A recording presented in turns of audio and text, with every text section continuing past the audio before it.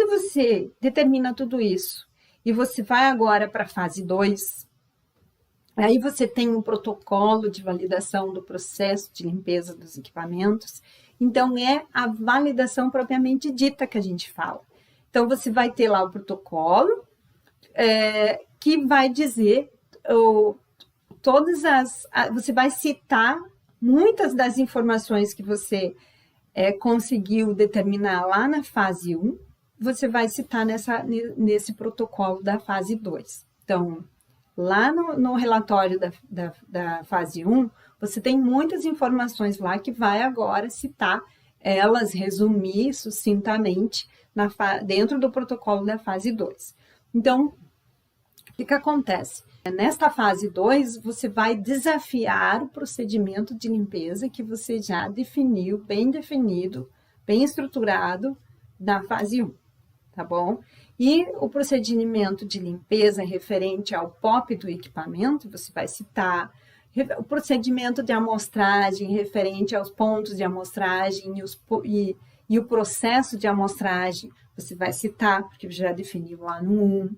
Então, lá no controle de qualidade tem isso. Procedimento do método analítico, do ativo, do agente de limpeza, que também foi validado, também você vai citar aqui no protocolo, aonde ele está, um resuminho, né?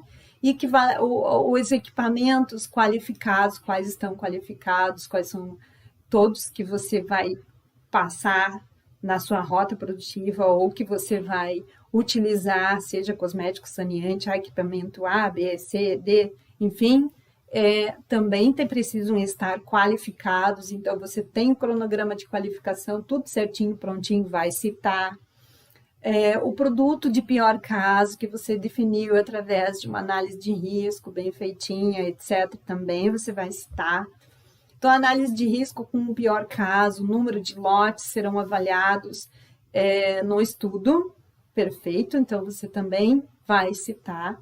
Então, você pensa que vai ter muitas informações citadas. Aí você tem outras coisas que você vai dizer aqui, tá? Além disso, não vai só citar, mas tem coisas que você vai colocar.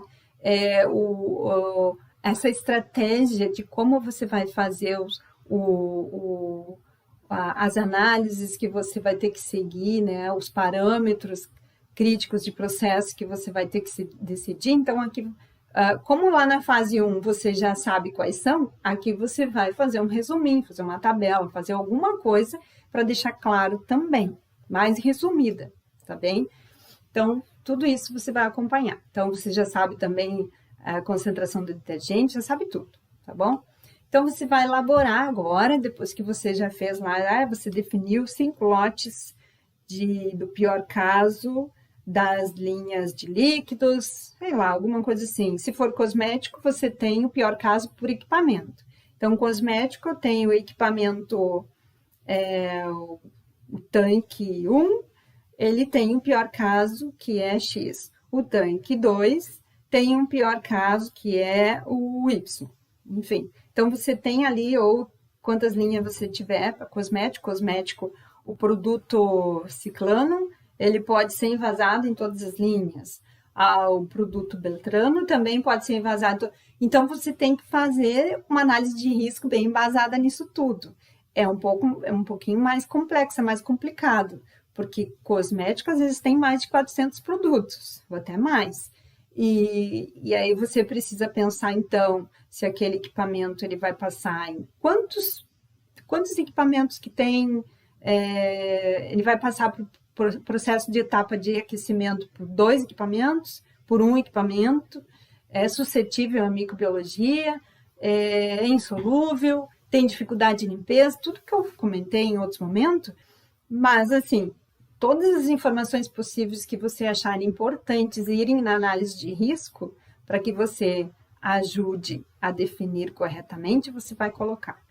Muito bem. Aí você vai elaborar um relatório detalhado desta aceitabilidade do procedimento de limpeza para o equipamento em relação a uma rota produtiva ou um produto, ou aquele produto naquele equipamento, pensando em cosmético.